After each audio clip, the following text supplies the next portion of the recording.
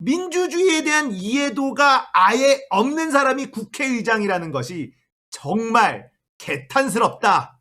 이런 생각이 드네요.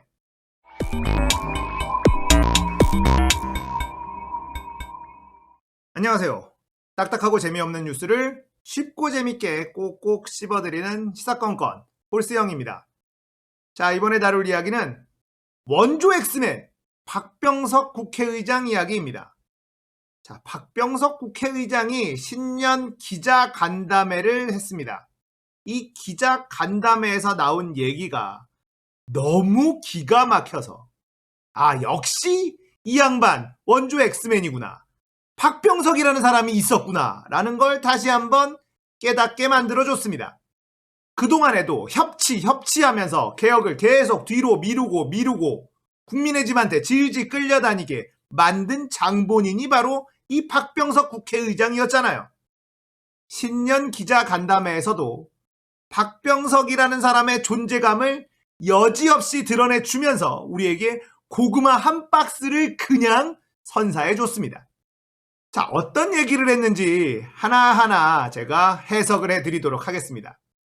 먼저 국민통합을 이루는 것이 2021년 시대적인 요구이다. 이렇게 말하고 의장 직속 자문기구로 국민통합위원회를 구성하겠다. 이렇게 얘기를 했습니다. 자, 2021년도에는 우리 그만 싸우고 통합할 거야. 내가 그 통합을 앞장서서 이끌어낼 거야. 그래서 의장 직속 자문기구를 만들 건데 국민통합위원회라는 걸 만들 거다. 이런 얘기를 했습니다. 여기서 벌써 고구마가 빡 목에 들어오는 것 같습니다. 왜냐? 여기에 어떤 사람들이 들어갈까요? 국민통합위원회라는 곳에 어떤 사람들이 들어갈 것 같습니까? 자, 이쪽 진영, 저쪽 진영, 여기 사람, 저기 사람 구색 다 맞춰놓고 여기서 합의해서 이대로 가는 게 통합의 길이다 라고 이야기할 게 포지 하나도 보인다 이 말이죠. 원로들이라고 하는 고인물들 앉혀놓고 바뀐 시대에 적응하지 못하는 그런 정치인들, 관료 출신들 이런 사람들 앉혀놓고 통합에 대해서 논의하면서 통합의 방향을 우리가 제시해 줄게 라고 훈수 정치를 하려는 것. 이게 왜 저는 벌써 보이죠? 벌써 답답해집니다. 자, 기자간담회 모두 발언에서 어떤 얘기를 했냐면요. 짙게 밴 진영 논리를 걷어내고 이념의 과잉을 털어내야 한다. 실사구시의 정치로 국민 통합을 이루어야 한다. 이렇게 얘기를 했어요. 와, 이 이야기 어디서 많이 들어본 것 같은데 이게 친일파들이 주로 쓰던 레파토리예요. 진영 논리도 좀 걷어내고 이념의 과잉도 좀 털어내고 실사구시가 중요하잖아. 우리 다 같이 잘 먹고 잘 사는 거 싸우지 않고 이익이 되는 거가 중요하지. 뭘 자꾸 과거를 들춰내고 그게 뭐가 그렇게 중요하냐. 실사구시의 정신 모르니? 자, 이런 얘기. 이거 친일파들이 늘 쓰던 얘기 아닙니까? 이런 논리를 대한민국 국회의장이라는 사람이 펼치고 있다는 거죠. 와, 진짜 놀랍습니다. 그리고 이 사면 문제에 대해서는 헌법상 대통령의 고유 권한인 사면권에 대해 입법부의 장이 공개적 언급을 하는 것은 바람직하지 않다. 이렇게 얘기를 했는데 그러면서도 어떤 얘기를 했느냐? 대전환 시대의 변화의 방향에 대한 사회적 합의가 절실하다. 국민이 같은 꿈을 꾸고 같은 방향으로 갈 때 국민 모두의 나라를 만들 수 있다. 자, 이런 얘기를 했습니다. 저는 여기에서 진짜 제일 화가 났어요. 국민이 같은 꿈을 꾸고 같은 방향으로 갈 때 국민 모두의 나라를 만들 수 있다? 이게 민주주의의 꽃이라고 불리는 국회에서 이 국회 수장이 할 수 있는 말인가? 민주주의라는 거에 대한 이해도가 아예 없는 사람이다. 저는 이렇게 단언할 수 있습니다. 민주주의는요, 국민이 모두 같은 꿈을 꾸고 같은 방향을 보는 것 자체가 말이 안 돼요. 이건 공산주의나 전체주의, 독재국가에서나 나올 법한 말 아닙니까? 자, 이런 나라를 만들려면 어떻게 만들면 되냐면 중국처럼 가면 됩니다. 국민들이 같은 방향으로 가잖아요. 다른 방향으로 가면 제거하면 그만이니까. 이걸 통합이라고 얘기하는 겁니다. 민주주의라는 제도는요, 다양한 시민들이 다양한 생각을 가지고 다양한 행동을 할 수 있습니다. 그런 것들이 존중되는 게 민주주의예요. 그러나 하나의 결정을 내려야 될 때가 있습니다. 그럴 때에는 다양한 생각을 가진 시민들이 모여서 투표를 하죠.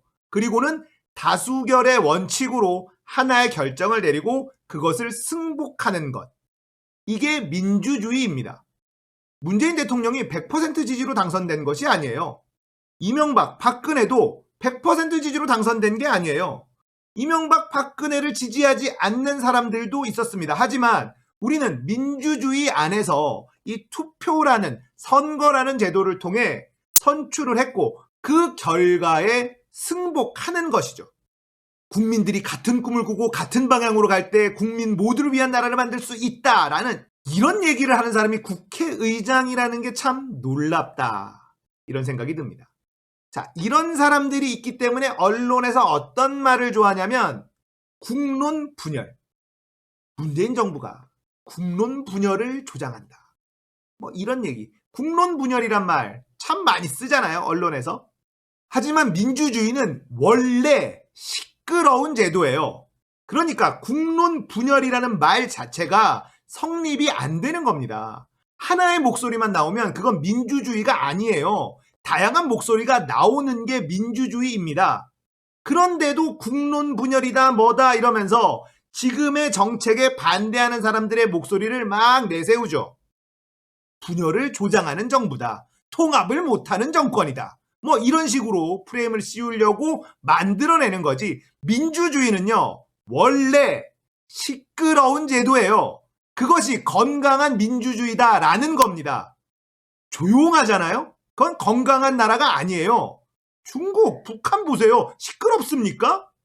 조용하잖아요.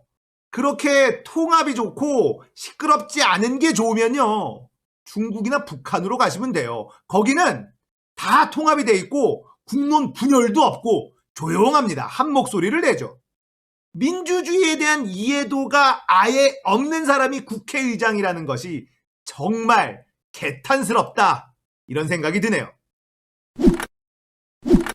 자, 이낙연은 전직 대통령을 사면해주면서 통합을 하자. 나의 충정을 이해해달라. 통합에 대한 충정을 이해해달라. 이렇게 얘기를 하고 있고, 박병석은 통합이 중요하다. 국민들이 같은 방향을 보고 같은 꿈을 꿔야 국민 모두를 위한 나라를 만들 수 있다. 이런 헛소리들을 찍찍 해대고 있으니 2021년 신년 벽두부터 혈압이 오릅니다. 하지만 우리가 이 혈압이 오르는 데서 멈추면 안 돼요. 우리의 미래를 믿고 맡길 만한 정치인들을 찾아내고 응원하고 힘을 실어주고 키워내야 됩니다. 그래야 이낙연이나 박병석 같은 구태 정치라는 낡은 정치인들이 자리를 비키고 새로운 시대와 새로운 정치를 이해하고 있는 새로운 지도자들이 그 자리를 메꿀 수 있을 거예요. 자, 지금까지는 박병석과 이낙연에 대한 화를 좀 냈다면 그래도 이런 사람들, 이런 정치인들이 있으니 우리의 미래가 밝다라고 생각할 수 있는 사람 이야기 하나 해보려고 합니다. 바로 더불어민주당 이재정 의원인데요. 이재정 의원이 페이스북에 글을 썼는데 이 박병석 의장과 이낙연 대표의 이 통합 이야기를 시원하게 한 방 먹이는 글이 있어서 여러분들에게 공유해 드리려고 해요. 사면 논의 유감이다. 그 후 사과라는 조건을 단 당의 입장 정리도 유감이다. 지금 상황에서 굳이 전직 두 대통령 사면에 하나의 조건을 들어야 한다면 바로 개혁 과제 완수이다. 자, 이렇게 시작을 합니다. 너무 속이 시원하지 않습니까? 더불어민주당 최고위원 회의에서 수습을 했어요. 이 사면에 대한. 근데 이 수습도 마음에 들지 않았던 것이 있었는데 바로 사과라는 전제 조건을 달았어요.